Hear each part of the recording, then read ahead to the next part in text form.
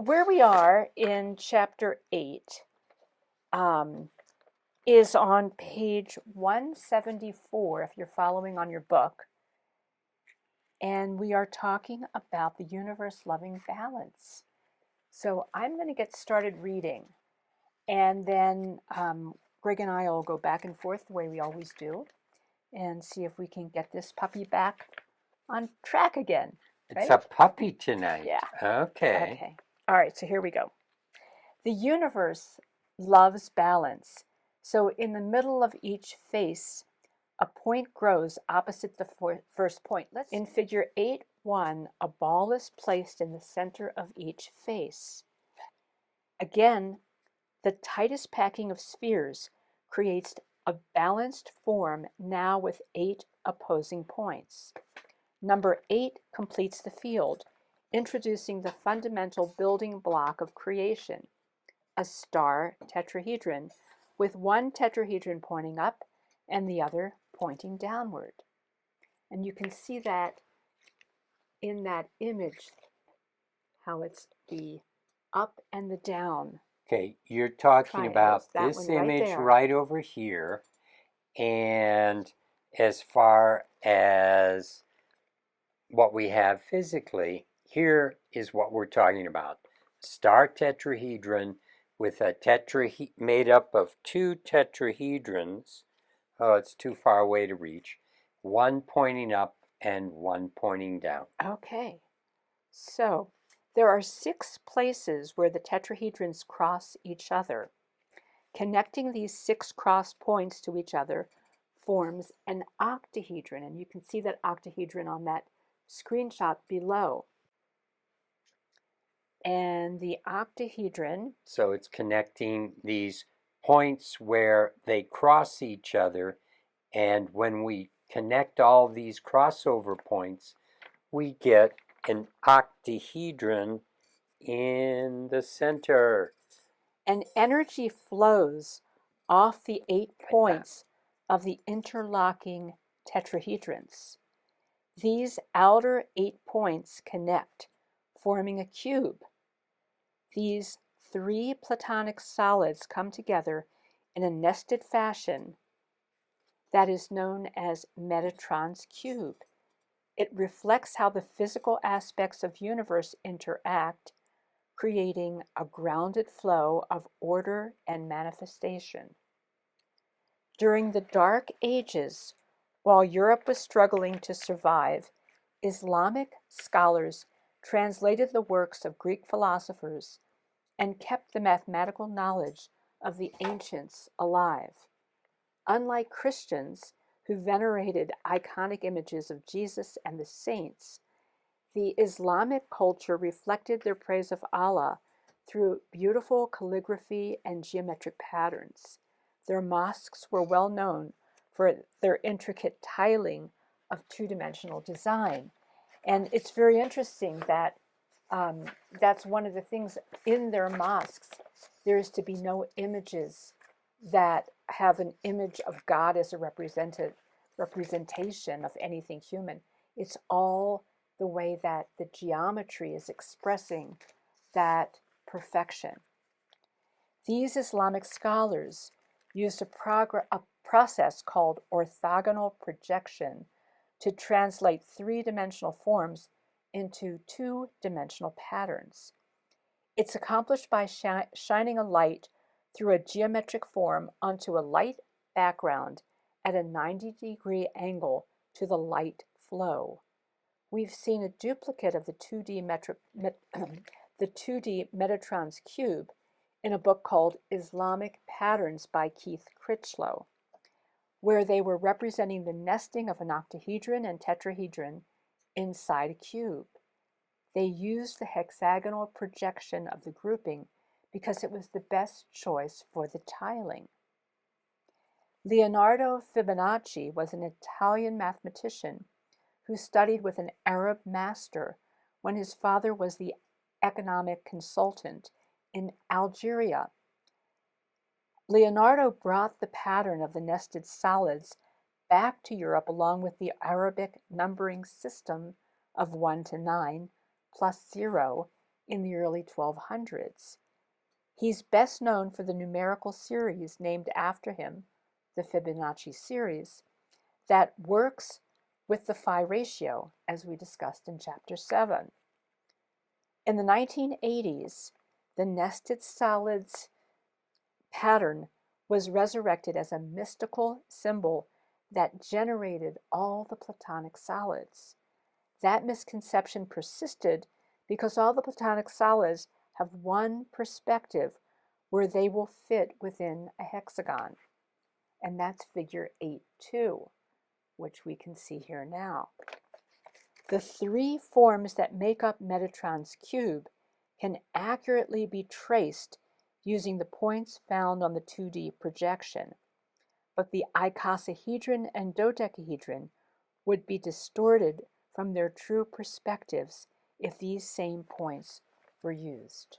So what we're talking about is here on the left is the projection that has been come to be known as Metatron's cube. It happens when you look at the point of Metatron's cube and project a light through it.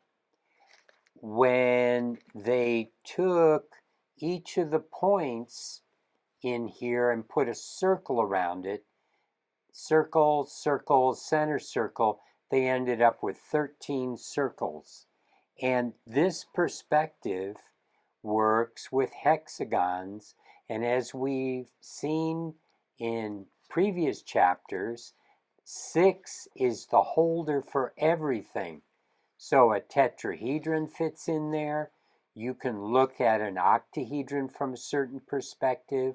The cube looks like this, that is, it fits in the hexagon from its point view. You can twist an icosahedron and a dodecahedron. But what people have been trying to do with this flat projection is connect these points and try to create an icosahedron and a dodecahedron. And they don't truly connect to make the proper view. You get something that kind of looks like it, but it's distorted when you use this as a template, because there really are only 3 Platonic solids in Metatron's cube, and that is a cube on the outside, an octahedron in the center, and a star tetrahedron that is connected to all the points of the cube. So, more importantly, it takes at least 3 perspectives to gain enough information to build a 3-dimensional form. So what we mean by that is there was a time when, here we go, where they were saying that in this flat projection of Metatron's cube, it would generate all of the different Platonic solids. Not true, because the Platonic solids fit within it, a hexagon, but to generate a 3-dimensional object, you need 3 perspectives, like here from the edge, from the face, and from the point. And so that's what's being said when I read this paragraph. This is the reason house plans give us the x and the y coordinates, and that gives us the floor plan so we can see how the rooms are laid out. But if you gave this to a builder, he wouldn't be able to do anything until you gave him the next axis, the z-axis, the elevations. So the third view, that coordinates as the elevations. In what are you trying to do? To admit a person, and it's not. Well, that's because you have your arrow way over here. I know, I'm trying to get You it need back to here. go way over there. we've got so many monitors, she loses Okay, there we go. the cursor. Sorry. And then I need it back so I can point to things. So now you get to see behind the scenes. Okay, so the z-axis gives us the third view that coordinates with the elevations. In the lower half of 8.2, which is what we're looking at here, are the three projections of Metatron's cube. So here is the edge and the face, and looking at it from the point, the vertice.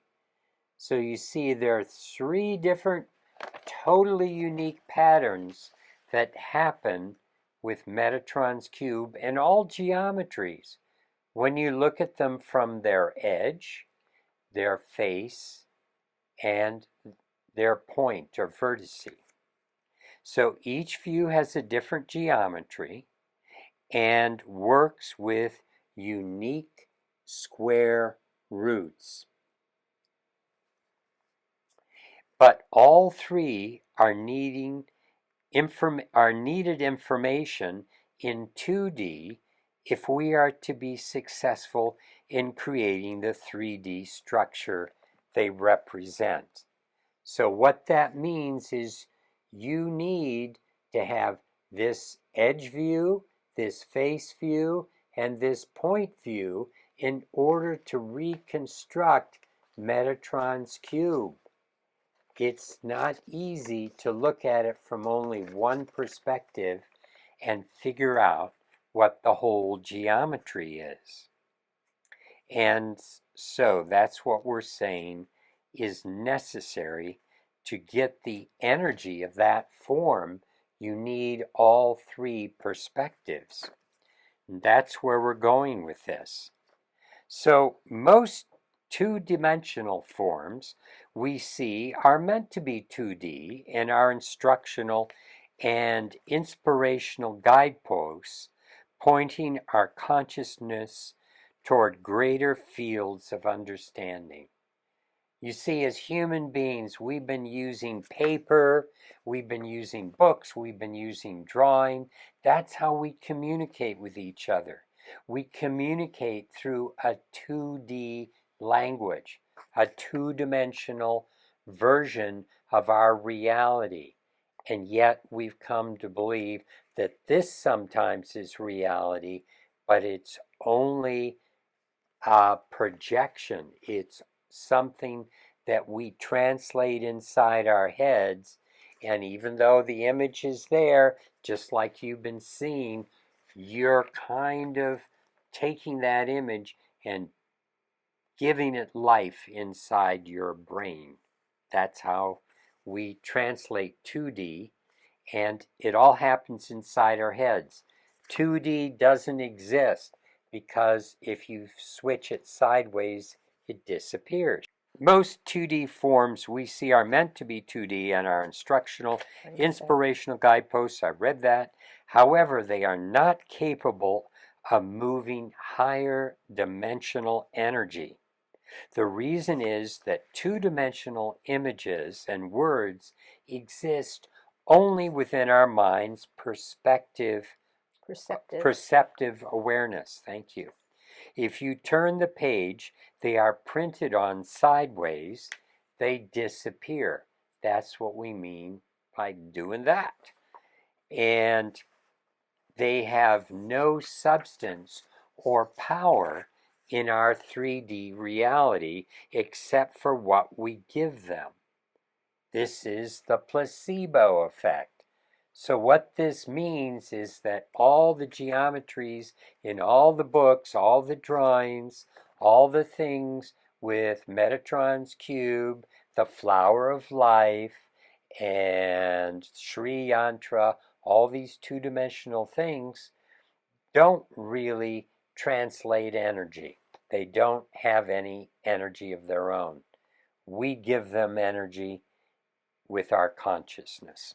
If we have certain beliefs around them, we're very powerful and we can experience an energy being triggered by seeing them. Just as you're triggered by a picture of a loved one on your desk, it will bring that sense of love into your beingness, but that picture is fairly inert. It's what you see with it and bring into your life inside when you're looking at that picture. So, in this regard, frequently used 2D images can interact with our 3D reality by holding lower thought forms capable of introducing shifts in observers. The power to create interactions with higher dimensions still eludes them unassisted. They can't trigger higher dimensional energy flows without a human interaction. So, if the 13 circles, you see here's Metatron's cube, 6 circles there, 6 on the outside, 12, and 1 in the center is 13. So these are the 13 circles that are placed over all these different juncture points. Now, if we turn those into spheres, a 3D form can be made. I've often seen where they try to use something where it looks very much like this. But what happens when you make things spheres, when you bring them into this dimension, a 3D form, 3D patterns often differ greatly from their 2D counterparts, partially because of gravity and attraction. With these governing aspects, the closest packing of 12 spheres is grouped around a 13th. So that means there are 12 outside points out here, and in the center, I made it pink, is another sphere, and that's the 13th. Connecting the spheres reveals a form called a cube octahedron, which is what's down here, and that is made with 6 squares of a cube and the 8 triangles from an octahedron. In the lower middle, right down here in this part, we've emphasized the outside lines. You see these outside lines that go all the way around, and what they form are 4 different interlocking hexagons. Again, the power of the hexagon, the power of 6. So when we transform the hexagons, these hexagons, into circles, we get the form we've already shared when we're speaking of the 4 pillars of the sky in chapter 4, the divine integrator, which is over here on the right. I'm going to show this to you in physical form. Here you see we have a cube, and here's an octahedron. The way they fit together, there we go. The octahedron here in the center, its points go through each of the faces of the cube, and the cube goes through each of the faces of the octahedron. And so I'm trying to, here I have a form that I used to make where you can see it's got a spiral in the center, but maybe you can see this cube, each of the points goes through each of the faces of the octahedron. If I cut off all these points, what happens is I get this. So by cutting off the octahedral point, I get a square. By cutting off the square point, I get a triangle. And so all the triangles equal the faces of the octahedron, and the squares equal the points where the octahedron comes through. And then when we take the cube octahedron and make circles out of it, that's when we get this, the divine integrator. And what's wonderful about this is it's working with that energy, but by having it in a spherical form, it's really bringing in a lot of the divine feminine. And this is a wonderful energy to work with, and we have it under different forms and play with it a lot. So Okay. you get to go now. All right, and now we go on to another figure. So maybe you can be ready to get that up. Okay. In figure 8-4, which Gregory's going to get up in a moment, there are two gold images of Metatron's cube that we have created in gold-plated bronze. One view toward the face and the other toward the point. Do you see the one toward the face and the other toward the point, which is towards the bottom right, towards the point? Yeah, this is Both the point. are orthogonal right-angle projections. The white forms generated by sound frequencies are called cymatics images by Hans Jenny. He was a medical doctor, and his work on the effects of sound on matter was published in the 1960s. He created images using fluids and powders on flat plates that had different frequencies run through them, generating the forms that you see here. These images were observed in a vibrating drop of water. Analyzing them offers several powerful insights.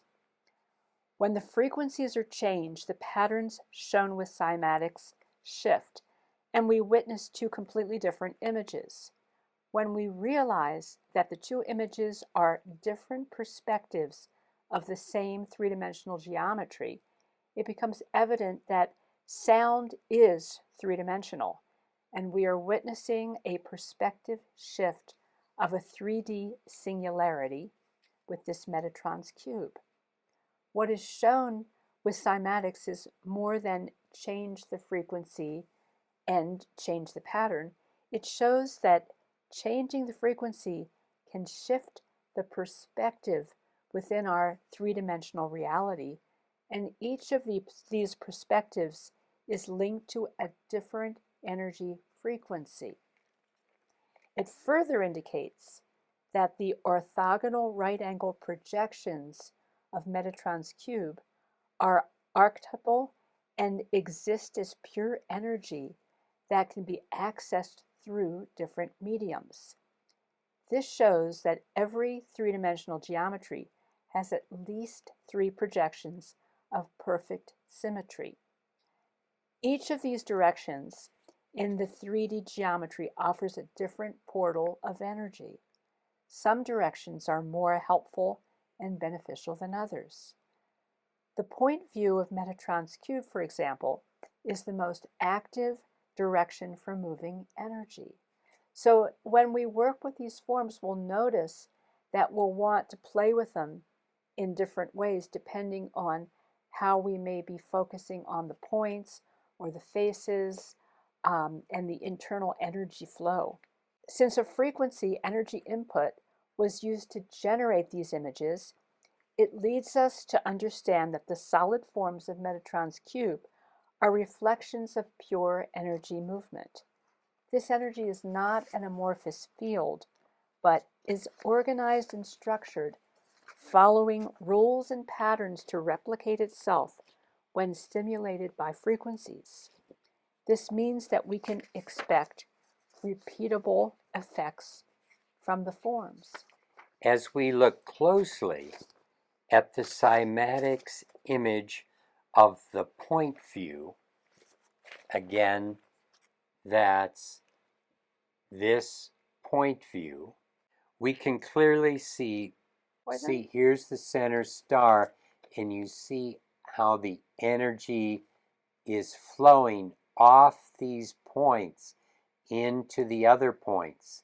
See how this all works together. The energy is really working to flow intricately within these dynamics. Faces collect energy, the lines move energy, and wherever there is a point, energy flows off the points of geometric forms, flowing off the tips of the center octahedron. Okay. Right over here. So flowing off the tips, connecting to the next and then the next form in the nested series. In an earlier chapter, we described the flow of energy coming off the points of the tetrahedrons to connect to each other and create an outer cube. In this revealing image, what you're seeing here is that flow of energy is clearly seen. You see, he's photographing an image that was created using energy. So you're seeing how energy flows here. And we're talking about physically when we have the star tetrahedron like we had here, and we said, oh, the energy flows from one point to the other, and when it does, it makes a cube, and so that's the energy flowing from one point to another point, and that's exactly what you're seeing in this image is the star at the center, the star tetrahedron, and so that is exciting. This is how energy works and how we've frozen it in a form that starts to work like an antenna system to work with the same type of energy. So, the energy that creates these cymatics images does not reside in the white lines. So when you look at this, the energy flows, it's not the white. That's not where the energy is. Rather, it exists within the dark spaces in between. So the energy is in these dark spaces. The white lines is where there's a null zone, where the energy isn't flowing. So, what does that mean? In between, and so the energy in the dark spot is forcing the white powder or the oil that he's using out of the area where the energy is vibrating and dancing, and because of its turbulence. So here's an analogy for clear understanding of what is being shared with this statement. Imagine that you have a greenhouse room in your home near your kitchen. In between these two rooms is an old den that hasn't been used in years. You're busy and haven't cleaned it for a long time. However, many times a day you walk through to tend to your plants. After a while, your movement through the room creates a clear path where you habitually walk. The dust and the dirt have moved toward the edges of the room. That's where all the dust bunnies go. They exist where you don't walk. Energy is mysterious and invisible. We see its effects rather than the energy itself. 99.99999% of everything is energy, but all the physical stuff we interact with is where the energy isn't.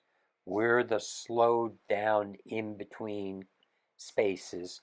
We exist in the cracks of the universal field of energy. So energy is 99.99999% of our existence, and matter is the null space, or the densest and slowest aspects. It exists in the cracks of what is. The white cymatics pattern that we see and relate to is where energy isn't. For us to understand and work with reality, we must identify and interact with what isn't here in the physical dimension. To paraphrase Nikola Tesla, science needs to study non-physical phenomena because that's the majority of everything that exists, the non-physical.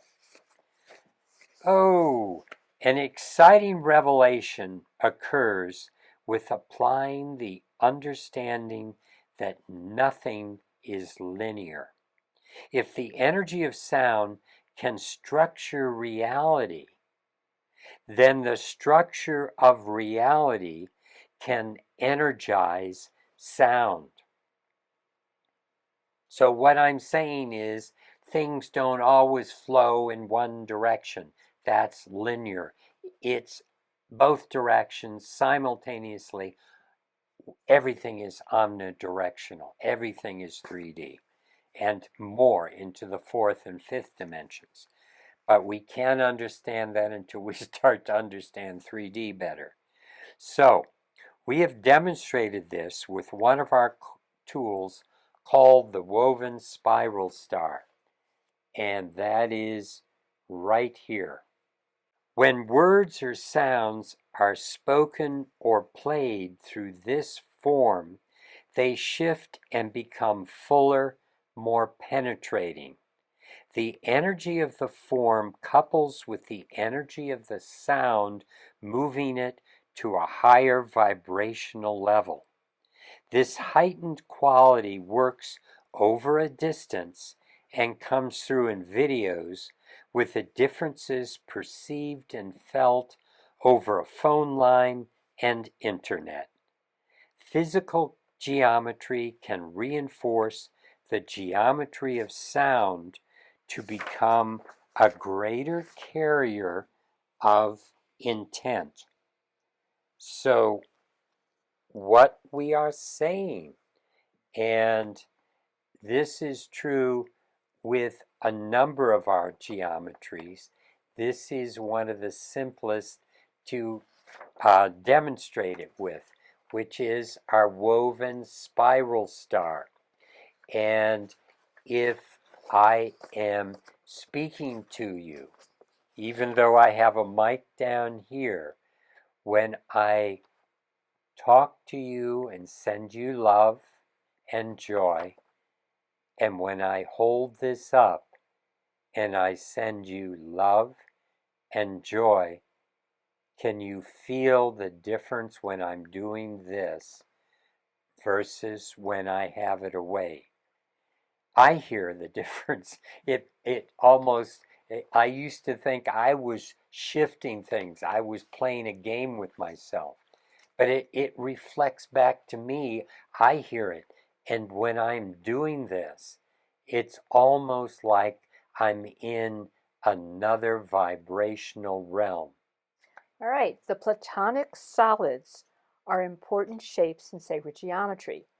There are only 5 solids that fit the criteria that all faces are the same in size and shape, with all the angles and edges also being identical.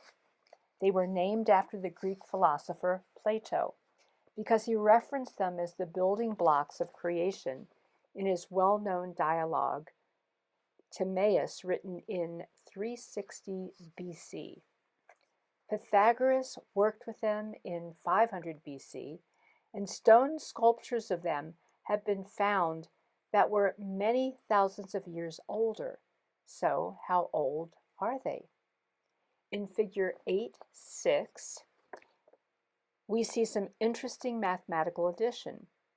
If we add up the total number of degrees found on the tetrahedron, octahedron, and dodecahedron, and then multiply by 100 and convert to miles, we get the diameter of the sun.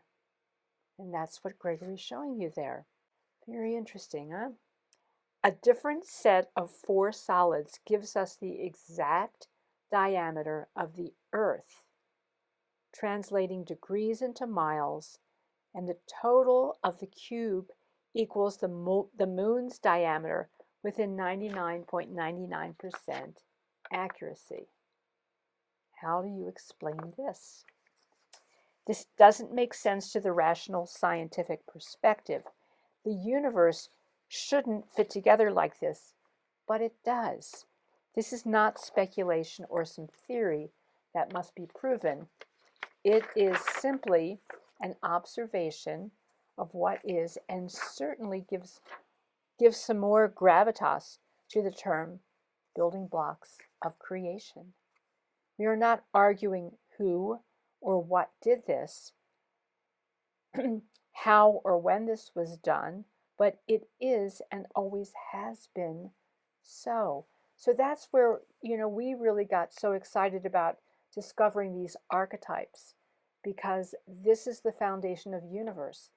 And so it's before we came on the planet, before the planets were made, there was a foundation. There were these archetypes of creation, these specific flows of the way energy works that have always been present.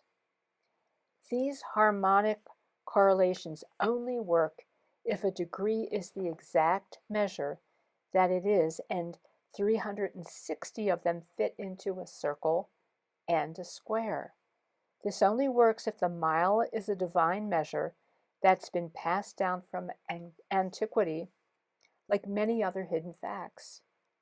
The Romans named it the mille, referencing, or mile, mille, mille. Oh, there you go. Referencing 1,000 paces, but they didn't invent it. The mile, the degree, and the Platonic solids existed before creation.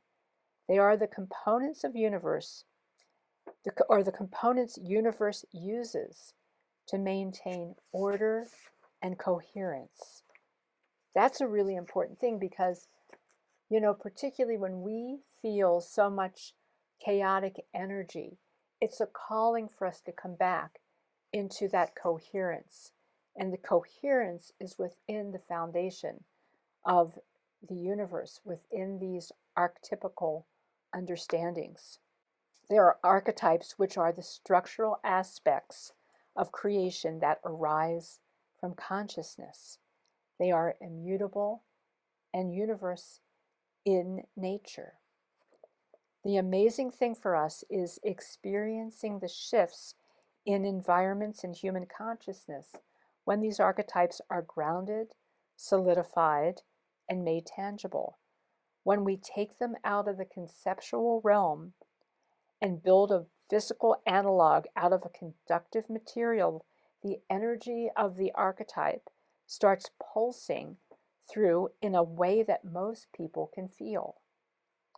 As we've pointed out earlier, humanity has been creating an alternate reality with its technologies, a reality with its own frequencies and unnatural substances. This reality separates us from universal archetypes, from the reality of nature, and from what is naturally. Our present technology is very, very powerful. But when we look at our planet, health, and culture, it's obvious that a rebalancing is greatly needed. We need a way of including the energies of universal archetypes into our technological growth so we can regain perspective and connect with the higher aspects of our humanity. Trying to block or hide from what we don't like never works, such as EMF blocking amulets or stickers. This is old separatist thinking. However, raising our vibrational level can counterbalance the technological effects that are distorting and lowering our energy field. So I think this is something we've often shared and said to people. We often try to protect ourselves and try to block out what's bad, all the toxins, all the 5G, and all the electromagnetic frequencies. It doesn't work. We can't do that. And that's fear. It's working with fear. What we have to do is rise beyond fear into the understanding of love and consciousness. And by raising our vibrational level, we can move into a space where what the toxins do to us to negatively affect us is they disconnect us.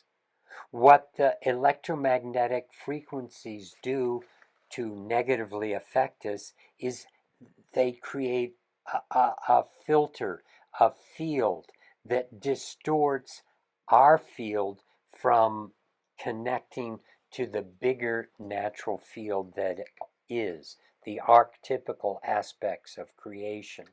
So by raising our vibrational nature, we're able to go past this disruption and the blockages and connect directly to what is. So that's where the sacred geometric forms come into such a place of value. They help override modern technologies in such a way we can still use the modern technologies, the cell phones, the computers, the things that are part of our lives, all the toxins that are being generated. We are working on a level where we're still connected. Our body is working properly. The nervous system, the circulatory system, all our systems are activating properly in a balanced way. Forms that resonate with higher archetypes appear in unexpected ways. So what we're going to look at now, so these are all divine archetypes, the Platonic solids, and let's see how some of them combine. So adding the diameter of the moon to the diameter of the Earth, so the diameter of the moon, 2,160 miles, and the diameter of the Earth, 7,920. When you add those two together, you end up with 10,080. You turn miles into degrees, just as before up here, we were taking degrees, turning them into miles. Now we've done the reverse, and this is the geometry that's being created. We've actually done something here where you have the number of degrees in an icosahedron plus the number of degrees in a dodecahedron also equals 10,080 degrees, and it forms a geometry that is the marriage of these two forms. Translating the number of degrees into a form we call the sphere of health, because resonating with that form helps you resonate with the dance between the diameter of the moon and the diameter of the Earth. The Earth and the moon are dancing and creating an energetic every single day in our lives. And this geometry is how they're dancing together. It's also created by, as I said, combining an icosahedron with a dodecahedron. The new form has the combined number of degrees and faces as its parents. So you add 20 faces plus the 12 faces of the dodecahedron, this new form has 32 faces, combining the faces and the degrees of both of those forms. The spherical projection brings its aspects of the feminine and the higher divine elements of the circle, as there are 6 of them in the sphere of health. So there are 6 great circles in this geometry.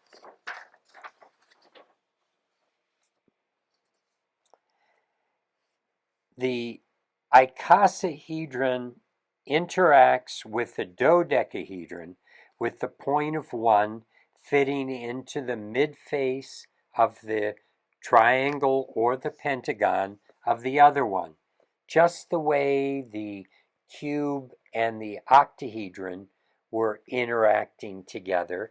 So the icosahedron and the dodecahedron, they're also considered duals and interact together in this way. So when they do that, the only way they can do that is if the side length of one is in a phi ratio relationship to the side length of the other form. So this forms, they fit together perfectly. The length of the icosahedral side is 1.618, becomes a perfect phi ratio relationship times the length of the dodecahedral side. So with the interaction of the moon and the earth, they create the same geometry. It means they are actively supporting the phi ratio harmonic for the growth of all life on the planet. So let me show you what's going on when we look at that. Okay, here we go. So the icosahedron and the dodecahedron, if I were able to put this inside, they would interpenetrate each other with that same dynamic we saw with the cube and the octahedron, only here we now have a dodecahedron. Can you see that 5-sided pentagon? And in the center of that pentagon is the point of a icosahedron.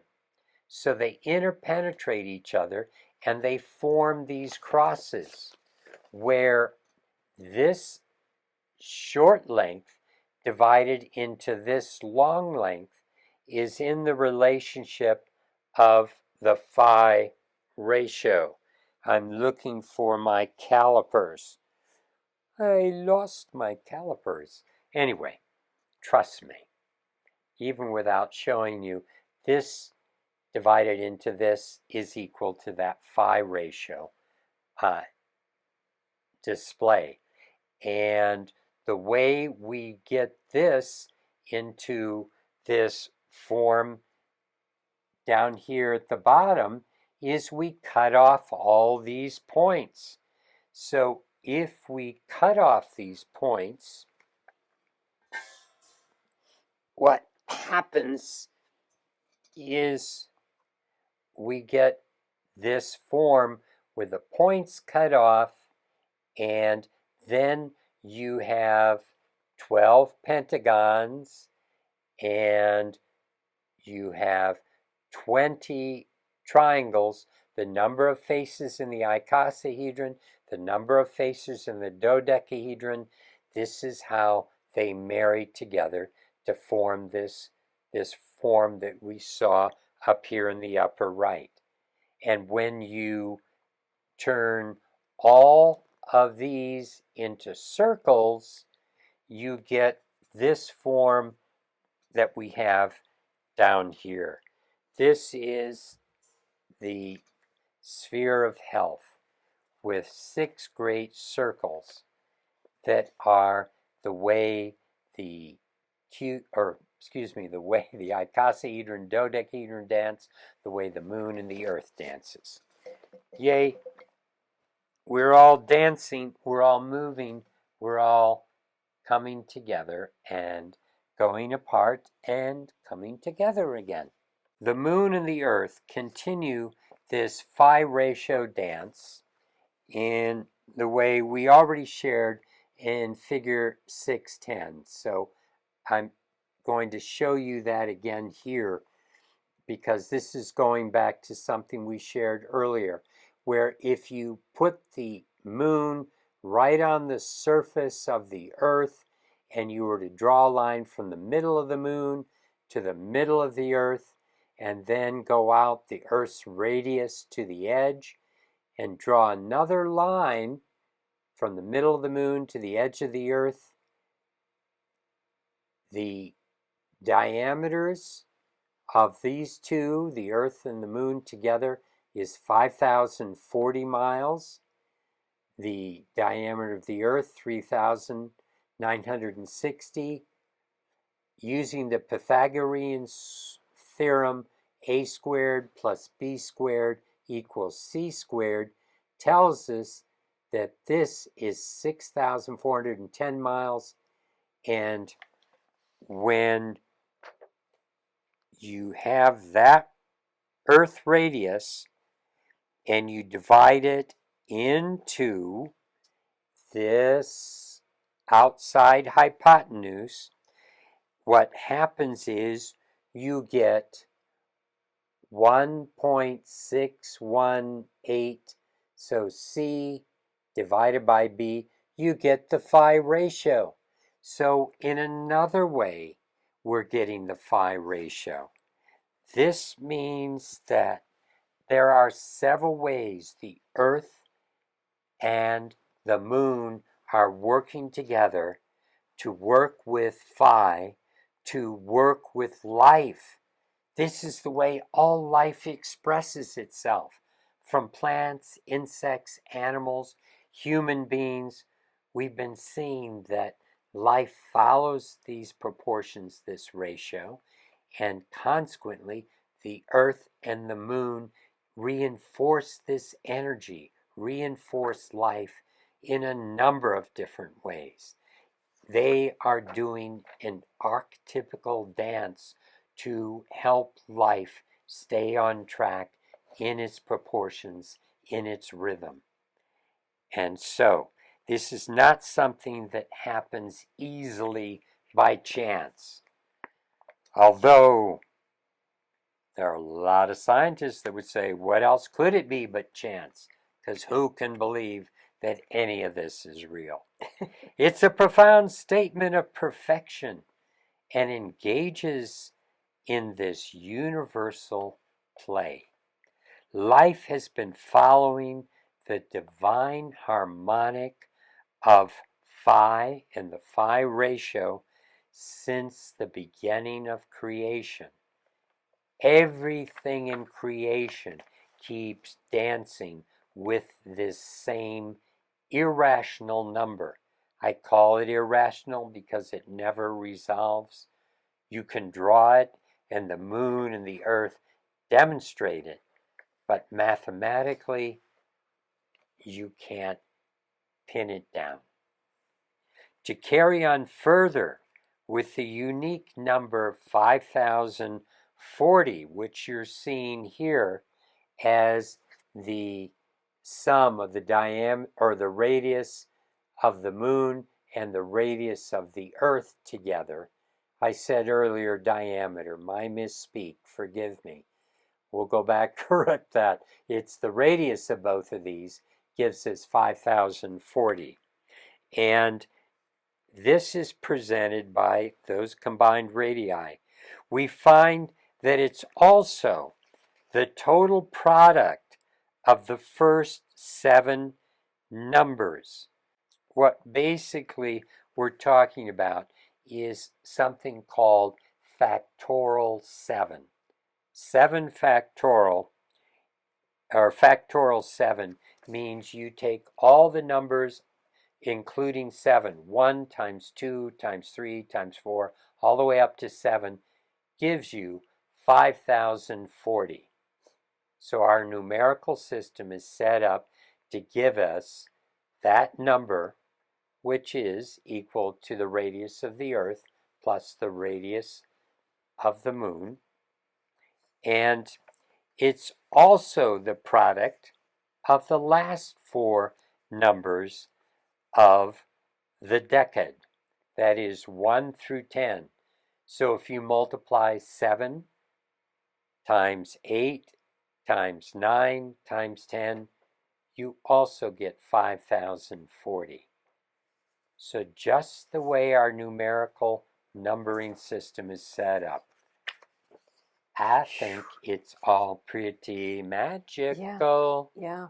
And the, when you go back and look at what we got from the Islamic traditions and the way that they understood the number system, they really understood these mysteries in amazing ways. And I think now it's up to us to see, where does it fit in to our lives now? How do we